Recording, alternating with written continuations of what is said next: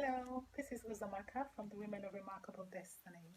I've been doing a teaching series called Overcoming the Effects of Sexual Abuse.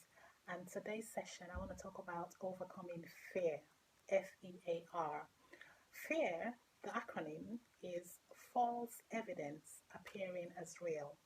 And one of the things that I actually encountered as a result of being sexually abused, I went through the period of having fear, a really um, long season of fear, because you have to realize that sometimes when someone has experienced sexual abuse, they fear reprisal attacks. Sometimes they fear to go out, they fear to sleep, they fear that, that thing could happen again. And so on and so forth. But there's a scripture that I want to share with you, which is Second Timothy, verse 1 7. It says, "For God did not give us a spirit of timidity." In some translation, it says, "God hasn't given us the spirit of fear, of cowardice, of craven and cringing and fawning fear, but He has given us a spirit of power, a spirit of love, of calm and well balanced mind, and discipline and self control." You have to realize that, when someone has experienced sexual abuse, that's violence, that's trauma, that it causes a lot of damage to that person in their heart, in their mind, in their spirit, in their body, in their life, in their hope, their well-being.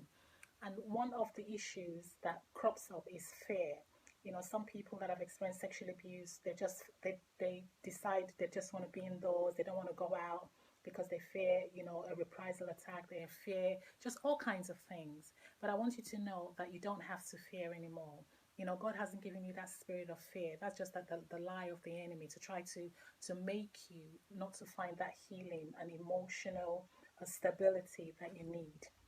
And it's so important that as you go through your day-to-day recovery process, pray out, pray as much as you can that you will not be fearful of man, you'll not be fearful of women, you'll not be fearful of a place or fearful of a thing, because that fear comes in different forms, for each person that have experienced sexual abuse. Like I said, I had a lot of fear in my heart, in my mind. Sometimes it's like you're walking on the streets and you're looking back as if, it's like, who's following you, that kind of a thing.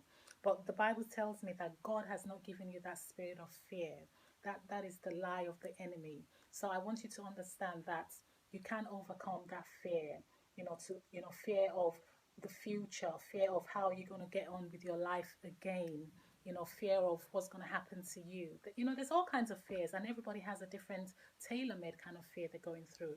But I want you to know that despite what has happened, as you go through your healing process, just take it on a day-to-day basis, as you begin to take the step to find healing, wholeness in your heart and mind. And there's another interesting scripture that I found in Proverbs 29, verse 25. It says, "The fear of man brings a snare, but whoever leans on, trusts in, and puts his confidence in the Lord is safe and set on high." So like I said, I also experienced a lot of fear, but I had to learn to put my confidence in the Lord, and I had to learn to pray out. And I asked myself questions. I say, where is this fear coming from? So these are some of the things. What I'm teaching are the things that I overcame, I'm overcoming, and I'm still work in progress. So the fear of man, it brings a snare, because sometimes when you become so fearful of that incident and fear of man, you find out that you're not able to move on with your life. If some people are so fearful, they don't even want to go out. They're like, they're done. They get on the bus, they're afraid. They get on the train, they're afraid. But I want you to know that you can overcome that spirit of fear. It's a spirit, and it tries to pull that person down, to try to stop them from finding healing and wholeness and moving on in their life. So one of the steps to overcome that, acknowledge that you're feeling fearful. Acknowledge that yes, something has happened. You feel fearful of the future. You feel fearful that you might want to be attacked again, and some of that fear can be like as a result of panic attacks and anxiety. You're just fearful of the whole thing that happened to you.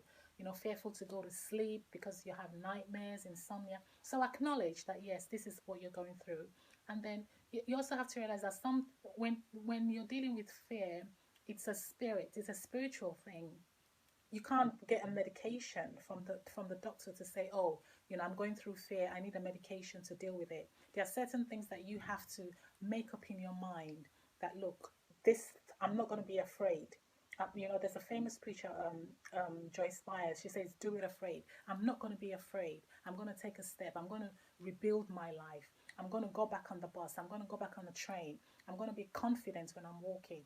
I'm going to know that God is here for me and God is with me. So as I teach, as I've told you, fear, the acronym is false evidence appearing as real. And that fear is something that comes up in the mind. It's to do with, sometimes it's to do with the mental health of, what you're going through at that particular time, because you're thinking